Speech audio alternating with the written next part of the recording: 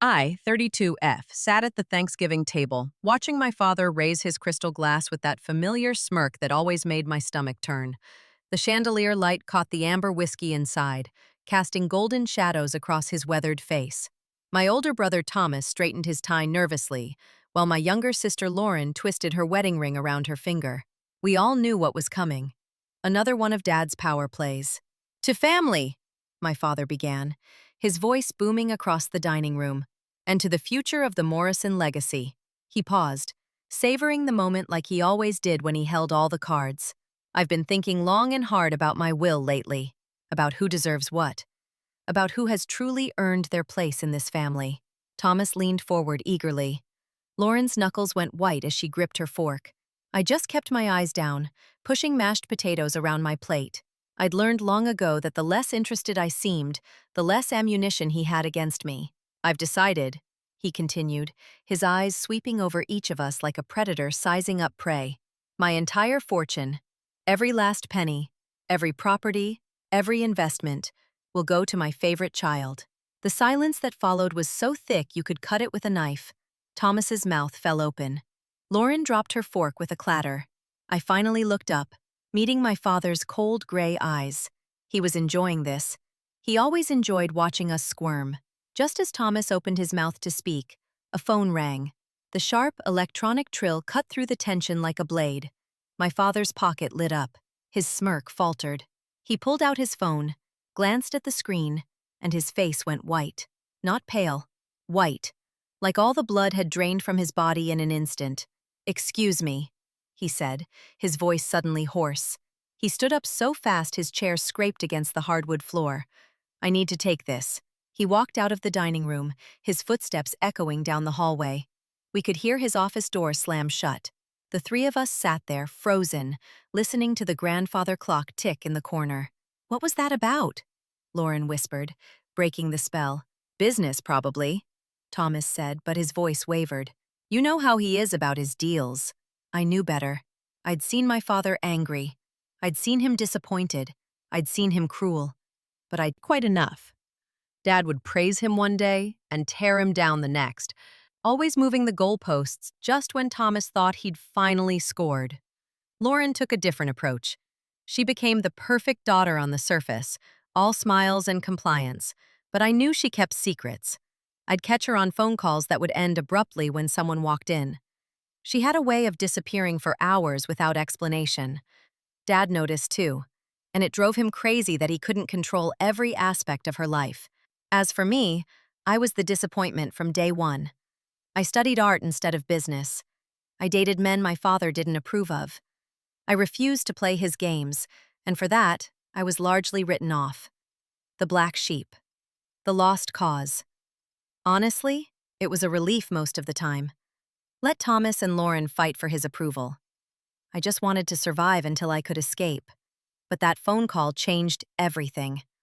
Whatever was on the other end of that line had shaken Richard Morrison, the man who never flinched, who never showed weakness. And in our family, weakness was blood in the water. After Dad disappeared into his office, we sat in silence for exactly 3 minutes. I know because I watched the clock, counting each second, waiting for someone to break. "He's playing us," Thomas finally said, loosening his tie. "This is just another one of his tests." "The phone call seemed pretty real to me," Lauren shot back. "Did you see his face?" "Could be part of the act," Thomas insisted, but doubt crept into his voice. "You know how theatrical he gets." I stood up, started clearing plates. "Maybe it's not about us at all." They both looked at me like I'd grown a second head. "Everything's about us," Thomas said. "About the family, about the money. That's how it's always been." "Is it, though?" I asked, stacking dishes. "When was the last time Dad actually looked scared?" Lauren bit her lip. "Never." "Exactly." I headed toward the kitchen. "So maybe, just maybe, something bigger is going on here." I could hear them whispering as I loaded the dishwasher. Thomas was convinced he was the favorite child, that the phone call was probably his law firm calling about some big promotion that would seal the deal.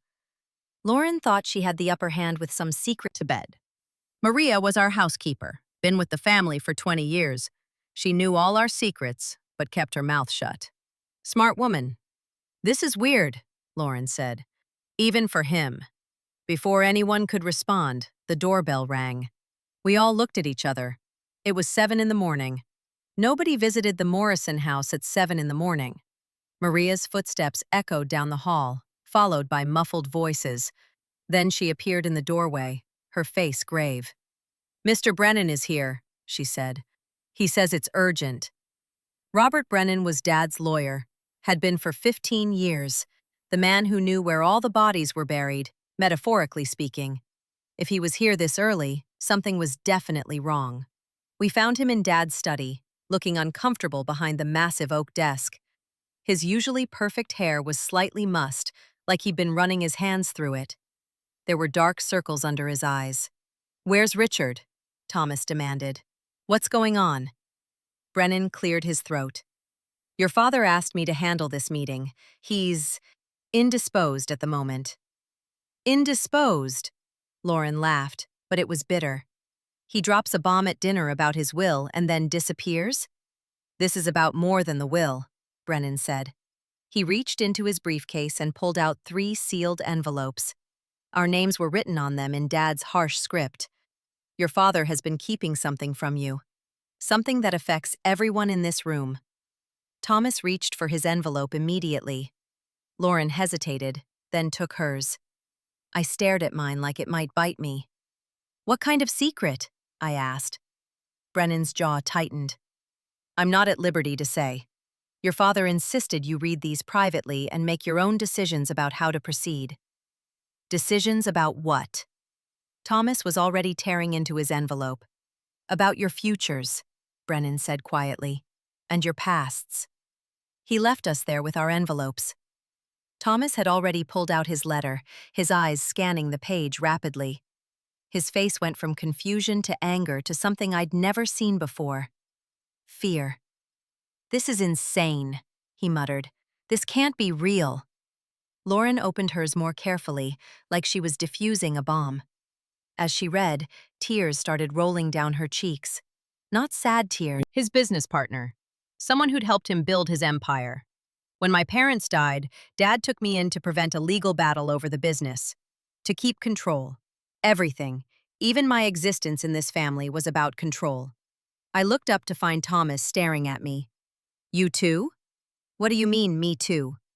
My voice sounded strange, distant. He held up his letter. "Apparently, I have a half-brother. Dad had an affair 25 years ago. The kid's been living in Seattle this whole time. Dad's been sending money, keeping him quiet." Lauren laughed, but it was hysterical, unhinged. "You think that's bad?" "According to this, Mom didn't die from cancer. She killed herself. Because of him. Because of what he did to her." The room spun. Everything I thought I knew about my family, about myself, was crumbling. The man who'd tormented me my whole life wasn't even my real father. The mother I'd mourned had chosen to leave us. Thomas wasn't the only son. "The phone call," I whispered. "Someone knows." "Someone knows all of this." Thomas crumpled his letter. "We need to find Dad. Now." We stormed through the house, calling his name. His office was empty, his bedroom untouched. Finally, Maria pointed us to the garage. His car was gone. "He left around 4 this morning," she said quietly. "Had a suitcase." "He ran." Lauren's voice was flat. "The coward actually ran." Thomas pulled out his phone. "I'm calling Brennan. He has to know where Dad went." But Brennan wasn't answering. Neither was Dad. We were alone with these secrets, these bombs that had just detonated in our lives. That's when I noticed something. A folder on Dad's desk that hadn't been there the night before. I walked over, picked it up. Inside were bank statements, not from Dad's regular accounts. These were different. Hidden accounts with massive balances, transfers to names I didn't recognize. "Guys," I said, "I think Dad's been stealing." Thomas grabbed the folder from my hands, his eyes widening as he scanned the pages. "These are from the company accounts. He's been siphoning money for years." "From his own company?" Lauren asked. Not his own, Thomas said slowly. He has partners. Silent partners, and one name kept appearing. Sarah Chen. Who's Sarah Chen? I asked, interrupting their fight. Thomas froze. How do you know that name? She's all over these transfers. Dad's been sending her money for years. Thomas sat down heavily. Sarah Chen was Dad's secretary. Years ago, before Mom died. The affair, Lauren breathed. The half-brother. Her son would be about 25 now, Thomas said. Living in Seattle, according to the letter. The pieces were falling into place.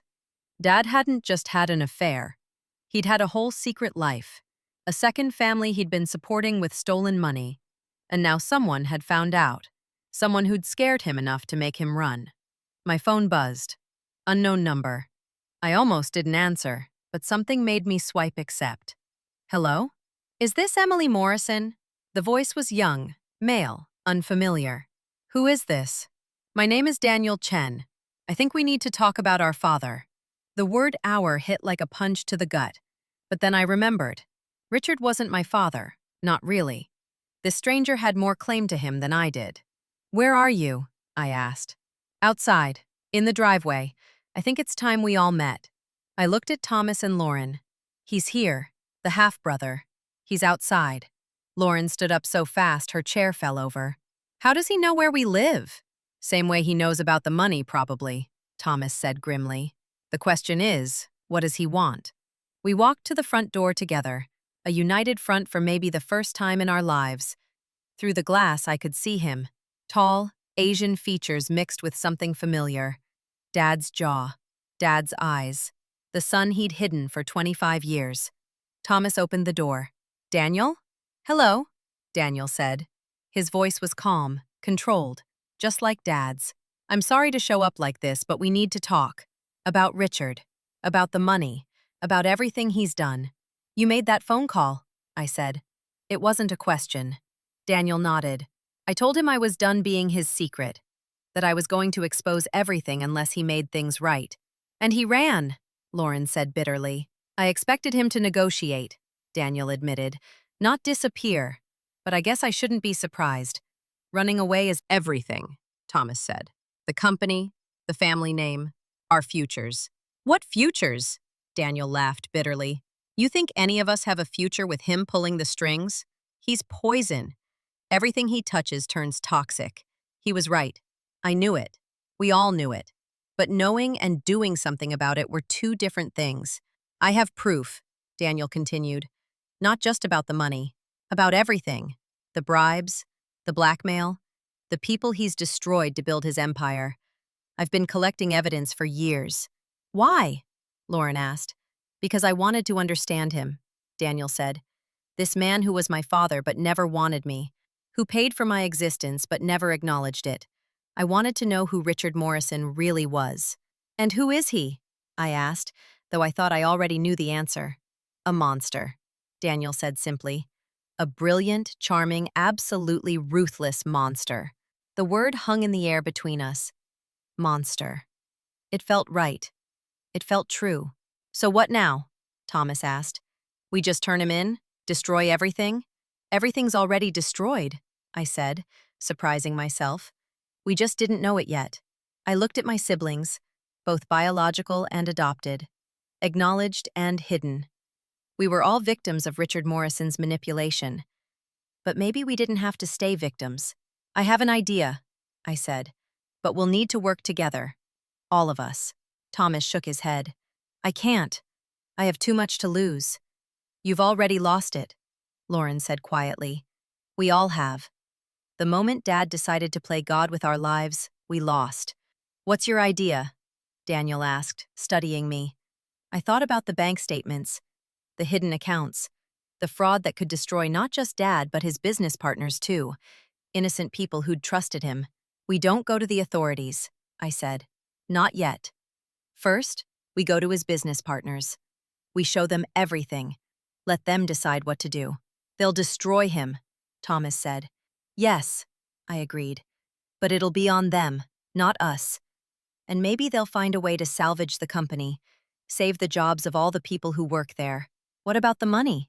Lauren asked. We return it, Daniel said immediately. Everything's on here. Every document, every transaction, every dirty secret. I took the drive, feeling its weight. Such a small thing to contain so much destruction. We'll need Brennan, I said. He knows where the bodies are buried. He won't help, Thomas said. He's Dad's man through and through. He's a lawyer, I corrected. And when he sees this evidence, he'll know which way the wind is blowing. He'll help to save himself if nothing else. We spent the next 3 hours going through Daniel's evidence. It was worse than I'd imagined. Dad hadn't just stolen money. He'd destroyed competitors through blackmail. He'd bribed officials. He'd even, according to one document, been involved in covering up a workplace accident that had killed 3 people. How did you get all this? Thomas asked, his face pale. My mother kept records, Daniel said. She knew what he was. She kept everything as insurance. When she died last year, I inherited it all. Your mother's dead? Lauren asked softly. Daniel nodded. Cancer. Real cancer, not whatever lie Richard told about your mother. The pain in his voice was real. We'd all lost mothers to Richard Morrison, one way or another. We need to move fast, I said, before Dad gets too far. Thomas called Brennan, threatening him with exposure if he didn't cooperate. The lawyer folded immediately, agreeing to set up a meeting with Dad's business partners. While Thomas handled that, I did something else. I called a reporter I knew, someone who'd been investigating Dad's company for years but could never find proof. I have a story for you, I said, but you have to wait until I give you the signal. What kind of story? She asked, excitement creeping into her voice. The kind that wins Pulitzer Prizes, I said. The kind that destroys empires. She agreed to wait, but I could hear her eagerness. She'd been circling Dad for years, sensing blood but never finding the wound. Now I was about to hand her the knife. The meeting with Dad's business partners was scheduled for the next day. We spent the night preparing, organizing the evidence, rehearsing what we'd say. Daniel turned out to be brilliant with numbers, able to explain the complex fraud in simple terms. Lauren had a gift for reading people, knowing just how to present the emotional. Won't get away with this. What about the company? Thomas asked. The employees? We'll do what we can to salvage it, another partner said. But Richard is finished. In business and otherwise. After they left, we waited. The house felt empty, echoing with the ghosts of all the lies that had been told within its walls. Maria made us lunch, but nobody ate. We were all waiting for something, though none of us knew exactly what. The call came at 4. Brennan, his voice shaking. They found him, he said. Richard's been arrested at the Canadian border. He's being extradited back. On what charges? Thomas asked. Everything, Brennan said. Fraud, embezzlement, bribery. The partners went straight to the FBI. They're freezing all his assets. Including the house? Lauren asked. Everything, Brennan repeated. You have 30 days to vacate. The house, the cars, the fortune. Everything Dad had built through his lies and crimes was being stripped away. And honestly, it felt like relief. There's more, Brennan continued. The FBI wants to talk to all of you. They need to know what you knew and when. We'll cooperate fully, I said, looking at my siblings. They all nodded. After Brennan hung up, we sat in silence. The empire was falling. The king was dethroned. And we, his children, were free. What now? Lauren asked. Now we live, Daniel said simply. Without him. Without his money. Without his control. I don't even know how to do that, Thomas admitted. My whole life has been about becoming him. Then become someone else, I said. Someone better.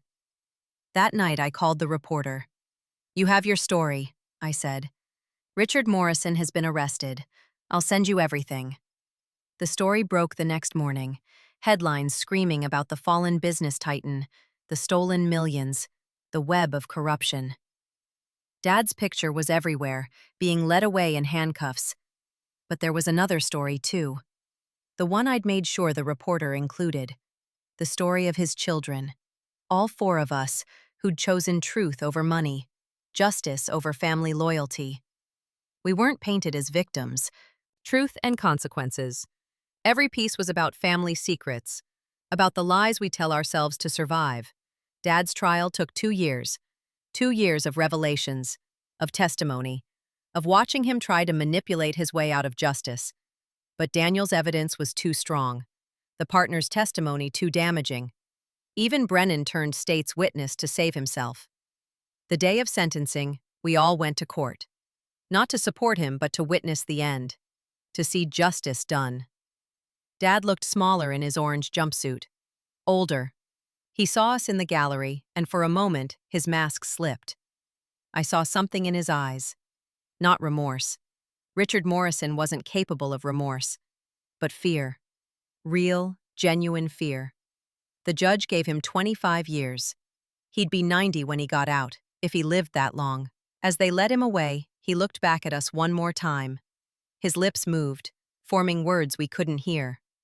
Thomas thought it was, "I'm sorry." Lauren thought it was, "You'll regret this." But I knew what he really said. I'd learned to read him over the years, learned to see past his masks. I would do it again. That's who Richard Morrison was. A man who, faced with the complete destruction his choices had wrought, would make those same choices again. A man incapable of change, of growth, of love. Outside the courthouse, reporters swarmed us. They wanted reactions, feelings, sound bites for the evening news. "How does it feel to see your father sent to prison?" one shouted. I looked at my siblings.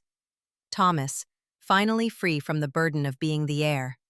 Lauren, no longer hiding her pain behind a perfect smile. Daniel, acknowledged at last, no longer a shameful secret.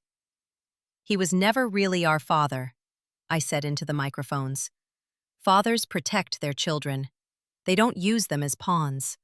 Richard Morrison was a lot of things, but he wasn't a father." "Will you visit him in prison?" another reporter asked. "No," we said in unison. We hadn't planned it, but we all knew. Richard Morrison was our past. We had no intention of letting him be part of our future. The reporters kept shouting questions, but we walked away. Together. 4 survivors of Richard Morrison's war on his own family. That Chen, I added, raising my glass to Daniel, who protected her son the only way she knew how. We drank to the mothers who'd loved us, imperfectly but truly. The women Richard Morrison had destroyed in his quest for power. "What do you think he's doing right now?" Lauren asked. "In his cell." "Planning," Thomas said immediately. "Scheming. Trying to figure out how to manipulate his way out." "Let him," I said. "He can scheme all he wants. He has no power anymore, no money, no connections, no children to manipulate. He's nothing." "He's not nothing," Daniel corrected quietly. "He's a cautionary tale, a reminder of what happens when someone chooses power over love, control over connection." He was right. Richard Morrison would be remembered, but not the way he'd wanted. Not as a brilliant businessman or a powerful patriarch. He'd be remembered as a criminal, a failure, a father who'd destroyed his own family in pursuit of wealth and control. The next few months were about rebuilding. The house was sold to pay back Dad's victims. We each received a small settlement from the partners, not much, but enough to start over. It felt clean, honest. Money earned through truth rather than lies. I found an apartment in the Arts District, a small studio where I could paint without anyone looking over my shoulder. Thomas moved to the suburbs, got married to a woman who knew his whole story and loved him anyway.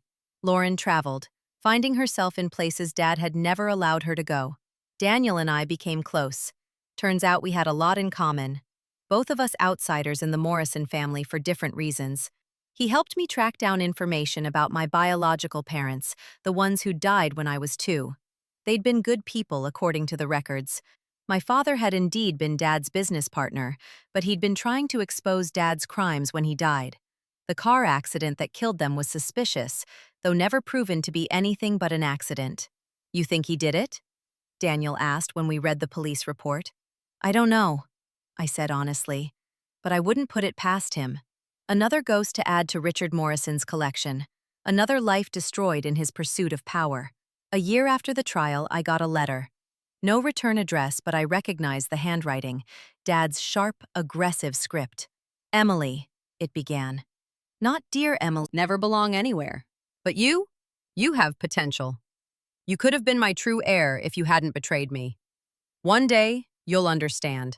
You'll see that everything I did was for the family, to build something lasting, something great, and you'll regret destroying it. I'll be out sooner than they think. Good behavior, appeals, the system always has loopholes for men like me.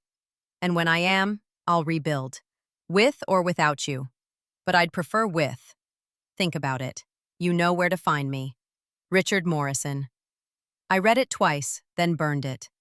The smoke curled up from the trash can, carrying his words away like the poison they were.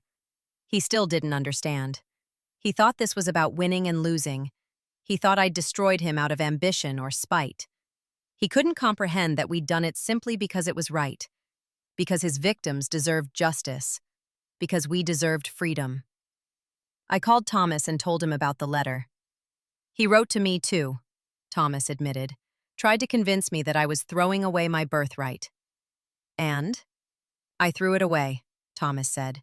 The letter, I mean, into the garbage where it belongs. Lauren? Same. Daniel too. He's trying to divide us, make us doubt ourselves. It won't work, I said, and I meant it. We know who he is now. We know who we are. Do we?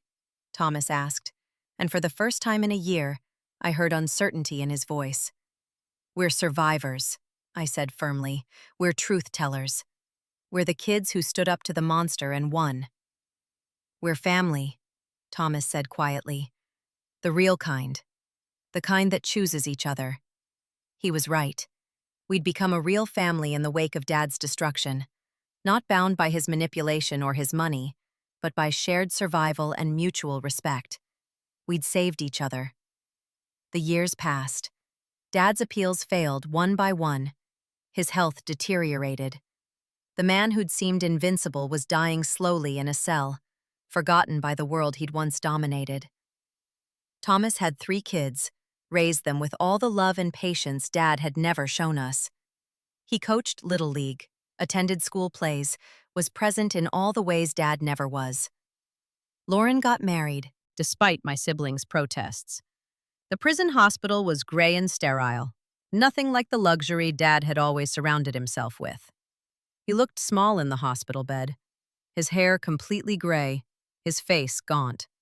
The monitors beeped steadily, the only sign he was still alive. His eyes opened when I entered, still sharp, still calculating. You came, he said, his voice weak but surprised. I wanted to see, I said simply. See what? Your father dying? You're not my father, I reminded him. You made that very clear in your letter years ago. Something flickered in his eyes, pain maybe, or just annoyance that his manipulation hadn't worked. Why? I asked. Why did you ask for me? Because you're the only one who really understands, he said. The others, they're followers. But you? You're a leader. You orchestrated my downfall perfectly. We all did it together. No, he insisted. It was you. You inherited my strategic mind, my ability to see 10 steps ahead. You're more my daughter than any blood child could be.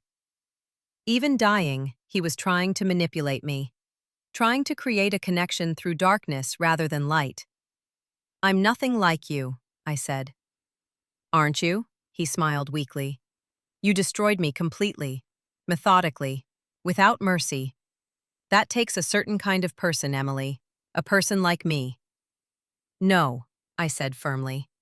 I destroyed you because it was just. You destroyed others because you could. That's the difference between us. Tell yourself that, he wheezed. But we both know the truth. You enjoyed it, watching me fall. You enjoyed the power. I thought about it honestly. Had I enjoyed it? There had been satisfaction in seeing justice done, relief in being free. But enjoyment? Number.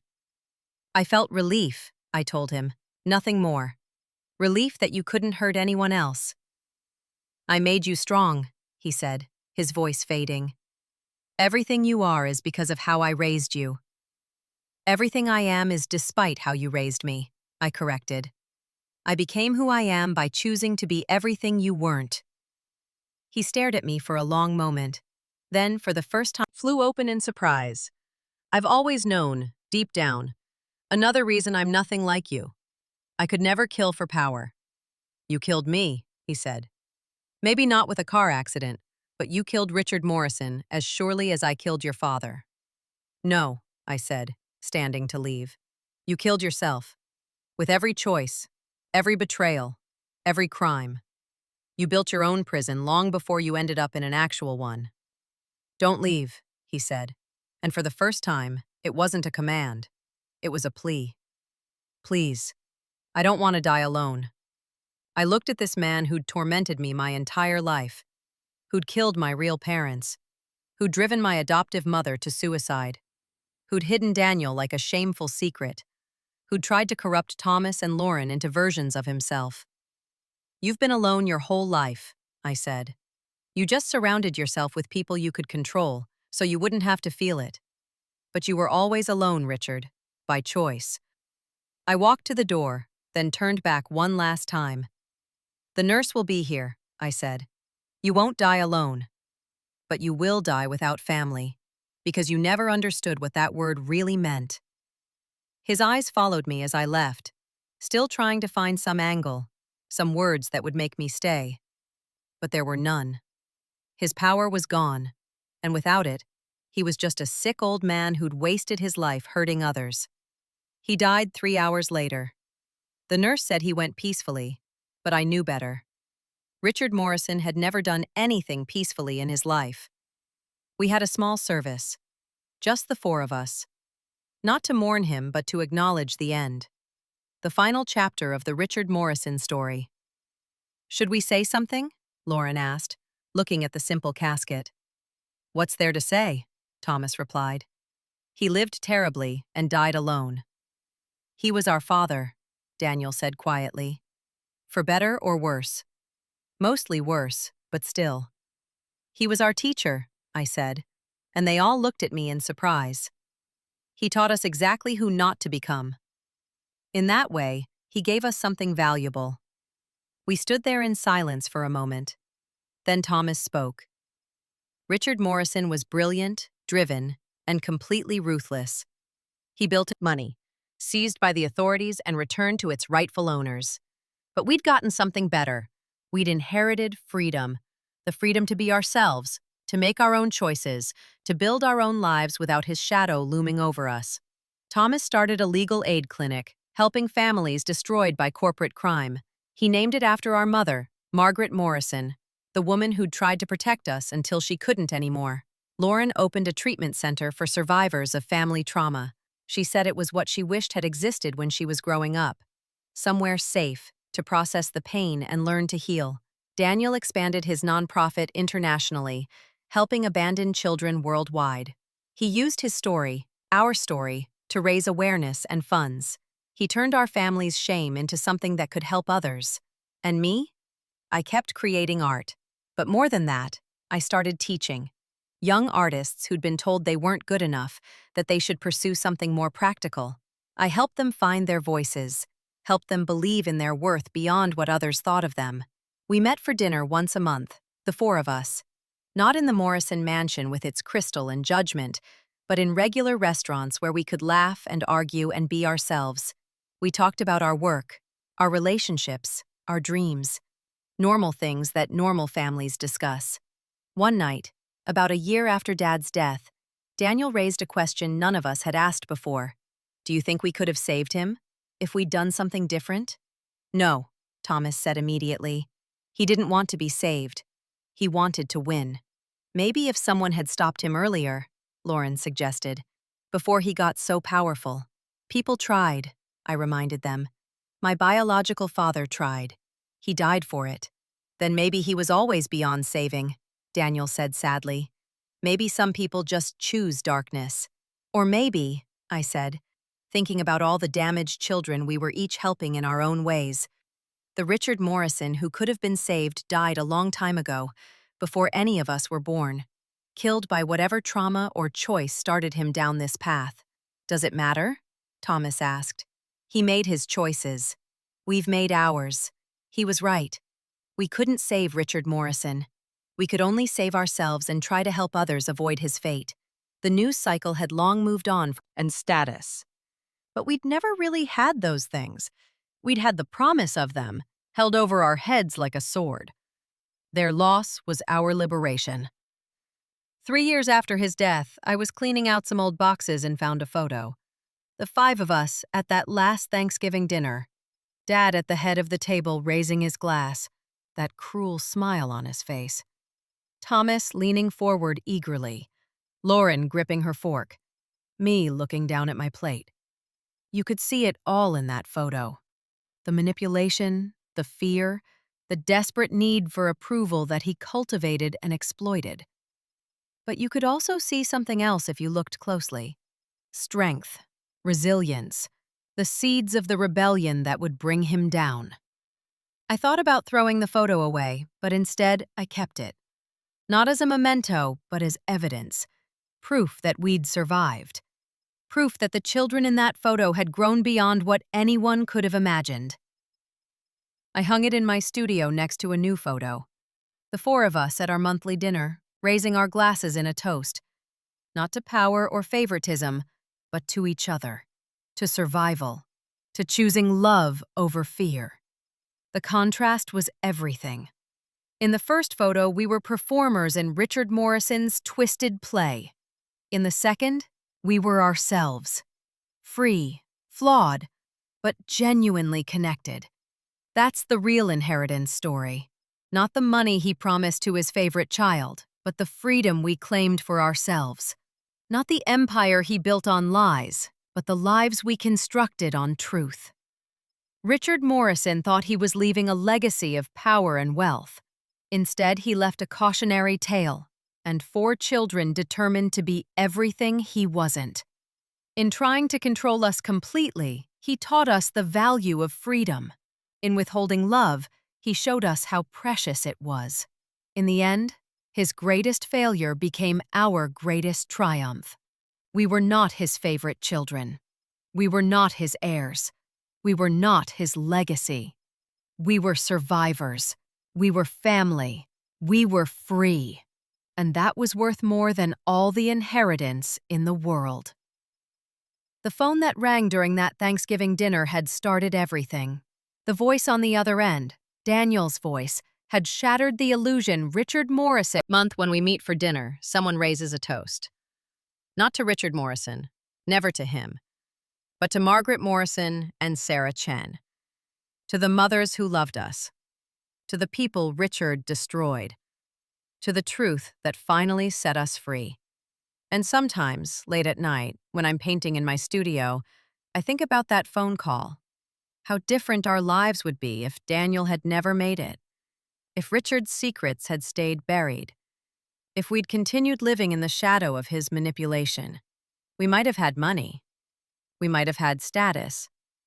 But we wouldn't have had each other. We wouldn't have had purpose. We wouldn't have had peace. The phone rang and everything changed. Not because of what we lost, but because of what we found. Each other. Ourselves. The truth. Richard Morrison promised his fortune to his favorite child, not knowing he had no favorite, only victims. Not knowing that his fortune was stolen, built on blood and lies. Not knowing that his children would choose poverty with dignity over wealth with shame. The phone rang and his empire fell. The phone rang and we rose. That's the real story. Not about inheritance, but about liberation. Not about money, but about meaning. Not about being his favorite child, but about finally, truly being free. The phone rang and his empire fell. The phone rang and we rose. That's the real story. Not about inheritance, but about liberation. Not about money, but about meaning. Not about being his favorite child, but about finally, truly being free. 5 years had passed since Richard Morrison's death when I received another unexpected call. This time, it wasn't about him. It was about us. Emily Morrison? The voice was professional, crisp. This is Patricia Wells from the National Foundation for Ethics in Business. We'd like to honor you and your siblings with our annual Courage and Truth Award. I almost laughed. An award for destroying our father. The irony would have killed Richard if he wasn't already dead. I'll need to discuss it with the others, I said. Of course. The ceremony would involve you sharing your story publicly. We believe it could help other families trapped in similar situations. After I hung up, I called Thomas, Lauren. Murders. Yes, murders, plural. After Richard's confession about my biological parents, we'd hired private investigators. They'd found 2 other suspicious deaths connected to Richard Morrison, business partners who'd asked too many questions. We couldn't prove anything legally, but we knew the truth. It would help people, Lauren said softly. When I was growing up, I thought I was alone, that this was just how families were. If I'd heard a story like ours, maybe I wouldn't have waited so long to get help.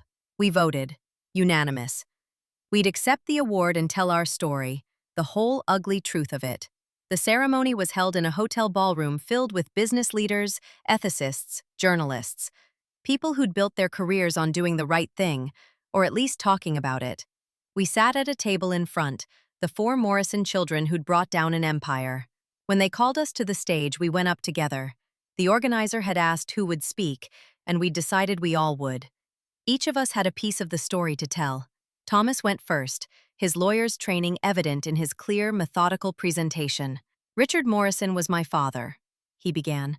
I spent 30 years trying to earn his approval. I shaped my entire life around becoming his successor. I went to his schools, studied his subjects, married the woman he approved of. I gave up everything I actually wanted for the promise of his inheritance. He paused, looking out at the audience. But no amount of achievement was ever enough. He'd praise me one day and destroy me the next. He'd promise me the company, then threaten to give it to my sisters. He'd build me up just to tear me down, over and over, until I didn't know who I was anymore outside of his games. The night he announced he'd leave everything to his favorite child, I thought I'd finally won. The phone call that interrupted him seemed like confirmation. I was so deep in his manipulation that I couldn't see the truth, that there was no winning his game. There was only surviving it. Thomas talked about finding out about Daniel, about the hidden brother who represented all of Richard's lies. He talked about the fraud, the stolen money, the victims who'd trusted Richard with their life savings. I could have stayed silent, Thomas said. I could have protected him, protected the money, protected my inheritance. But I realized something. His money was poison. It came from about the secret therapy sessions she'd hidden for years, terrified he'd find out and use her mental health against her. When I found out my mother had killed herself, everything made sense, Lauren said, tears streaming down her face. She'd tried to protect us, tried to be the buffer between Richard and his children. But eventually, the weight of his cruelty broke her. She chose death over continuing to watch him destroy us. I hated her for years for leaving us with him, but now I understand. She was a victim too. We all were. And the only way to break the cycle was to destroy the source of it. Lauren talked about her recovery, about learning to trust herself, about the therapy that saved her life. She talked about the other women she now helped, the daughters of narcissistic fathers who'd been taught their only value was in their compliance. Richard Morrison never loved us, she said. He loved control. He loved power. He loved watching us dance to his tune. But we stopped dancing. We chose freedom over fortune, truth over wealth. And that choice saved our lives. Daniel took the microphone next, the brother none of us had known about, the secret that had helped bring everything crashing down. I grew up knowing I was shameful, he said simply. My mother told me my father was a powerful man who couldn't acknowledge me. She said he sent money to take care of us, but we could never be part of his real life.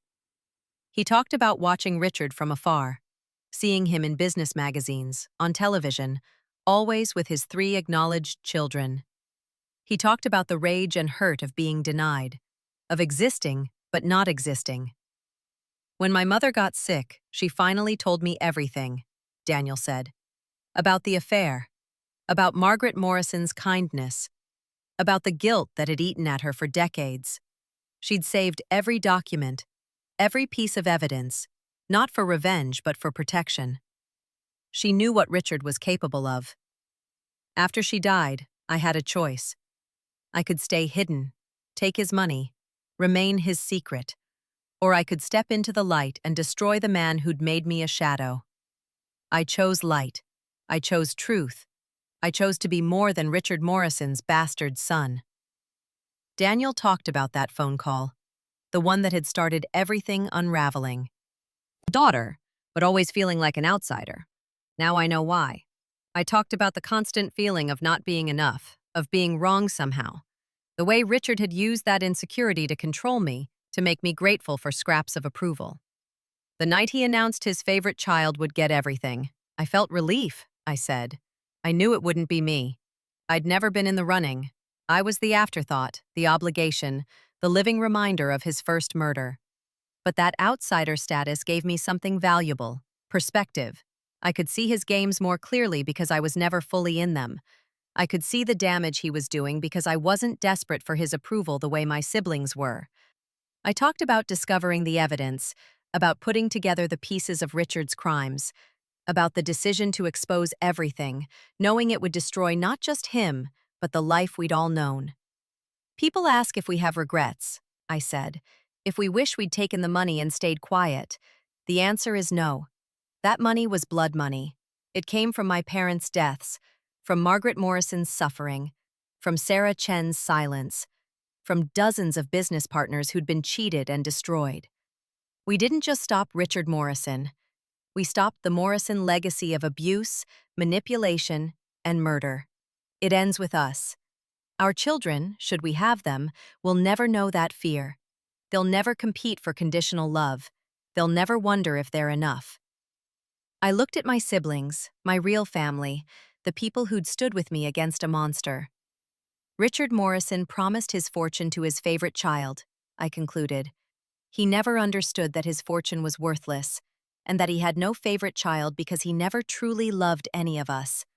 What he called love was possession. What he called family was a cult of personality with him at the center. We discovered something he never understood. Real family isn't about blood or money or power. It's about choice. We chose each other. We chose truth. We chose to end the cycle of abuse. And that choice, that's our real inheritance. The knowledge that we're nothing like him, the freedom to be ourselves, the ability to love without conditions. The applause was thunderous, but I barely heard it. I was thinking about Richard, dying alone in that hospital bed, still trying to away. We didn't need medals for doing what was right. The real reward was the life we'd built after Richard's fall. Thomas's children grew up calling all of us aunt and uncle, even Daniel. They knew the story in age-appropriate pieces. They knew their grandfather had been a bad man who'd hurt people, and that their father and aunts and uncles had stopped him. They knew they were loved unconditionally, no matter what grades they got or what careers they chose. Lauren adopted a daughter, a girl who'd been removed from her own abusive home. She raised her with the fierce protectiveness our mother had tried to give us, but also with the strength Margaret Morrison hadn't been able to find for herself. Daniel married a woman who'd also grown up with family secrets, who understood the weight of hidden truths. Their twins grew up knowing their whole story, never having to wonder why they had 3 aunts and uncles who looked nothing like their father, but loved him like a brother. And me? I fell in love with someone who'd read all the articles, who knew the whole ugly story before our first date. He wasn't interested in the Morrison money that no longer existed, or the Morrison name that we'd all legally dropped. He was interested in the woman who'd helped bring down a monster, who'd chosen truth over comfort, who painted her trauma into art that helped others heal. We married in a small ceremony with just my siblings and their families present. No grand Morrison estate, no crystal chandeliers, no power plays disguised as toasts, just people who loved each other, celebrating that love. During the reception, Thomas pulled me aside. "You know what I realized?" he said, slightly drunk on champagne. "We actually did inherit something from Richard." What? I asked, alarmed. The ability to see through bullshit. He laughed. Think about it. We can spot a manipulator from a mile away. We know all the tactics, all the games. He trained us to recognize evil by being evil. He was right. In our various careers, we'd all become defenders against people like Richard. Thomas in law, protecting victims of corporate crime. Lauren in therapy, helping survivors of narcissistic abuse. Daniel with his nonprofit, giving abandoned children the support they needed. Me with my art and teaching, showing people they had value beyond what others assigned to them. Richard had trained us. Richard's former business partners, the ones he'd betrayed, who talked about the relief they'd felt when we'd exposed him. One interview stood out. An old man, one of Richard's first victims from decades ago. I lost everything to Richard Morrison, he said. My business, my savings, my faith in people. I thought I'd die bitter and broken. But then his children did what I never could. They stopped him. They gave me back my faith that sometimes, just sometimes, good wins. The documentary aired to critical acclaim. More importantly, it reached people who needed to see it. We got letters from around the world, from children trapped in their own versions of our story, finding courage in our choice. One letter particularly moved me. It was from a young woman whose father was also a powerful businessman, also used money as a weapon, also pitted his children against each other. I watched your story with my siblings, she wrote. We looked at each other and knew what we had to do. We're meeting with lawyers tomorrow. Thank you for showing us it's possible to choose freedom over fortune. That letter made everything worth it. Every hard choice, every moment of doubt, every loss we'd suffered. If our story could help even one family break free, then Richard's legacy wasn't just destruction. It was also, inadvertently, liberation for others. The final irony came 15 years after Richard's death. The company he'd built, the one that had been salvaged by his partners after his fall, wanted to create a fund for victims of corporate crime. They wanted to name it after Margaret Morrison, the woman Richard had driven to suicide, the mother who'd tried to protect us. They asked us to be involved, to help direct the funds to where they were needed most. We agreed, but with one addition. The fund would also be named after Sarah Chen and my biological parents. All of Richard's victims would be remembered. The Margaret Morrison Chen Williams Fund for Corporate Justice became one of the largest of its kind, helping thousands of families destroyed by white-collar crime. Richard would have hated everything about it. The fact that his former company was funding it, that his victims were being memorialized, that his children were directing his former wealth toward undoing damage like his. But mostly, he would have hated even when it's hard. Even when they're family? She asked. Especially when they're family, Lauren said. Because families should protect each other, not hurt each other. My daughter nodded, satisfied. Then she did something that surprised us all. She placed a flower on Richard's grave. Not for him, but for us. For the people we'd become by surviving him. Why? I asked her. Because he's gone, she said simply. And you're still here. That means you won. Out of the mouths of babes. We had won. Not the inheritance Richard had dangled over us, but something infinitely more valuable. We'd won our freedom, our integrity, our ability to love and be loved without conditions or manipulation. Standing there, surrounded by my real family, I thought about that Thanksgiving dinner that had started it all. Richard raising his glass, promising his fortune to his favorite child, the phone ringing with the truth that would destroy him. He'd thought he was so powerful, so in control. He'd thought his money made him invincible, that his children would always dance to his tune, that his secrets would stay buried with his victims. He'd been wrong about everything. The favorite child hadn't inherited his fortune. We'd all inherited something better. Freedom from him. From his games, his manipulation, his twisted version of love that was really just control wearing a mask. The phone had rung, and his empire had fallen. But from those ashes, we'd built something Richard could never have imagined or understood. We'd built lives based on truth, connections based on genuine love, futures free from his shadow. That was our inheritance. That was our victory. That was our revenge.